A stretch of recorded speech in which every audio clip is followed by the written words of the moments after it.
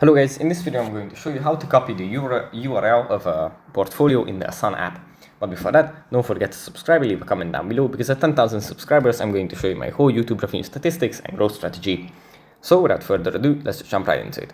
First we have to open up the Asana app, and here it opens up in the home menu where we have our projects, portfolios and goals.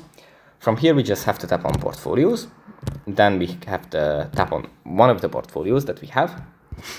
And then in the top right corner, in the portfolio, we find three little dots. We just tap on it. And here under the more section, we can tap on copy URL. Then the URL of the portfolio is going to be copied to the clipboard. And now we can just share it in another application, for example, Slack or WhatsApp, or yeah. That's pretty much it for this video. Hope it was helpful for you guys, and I'll see you in the next one. Bye.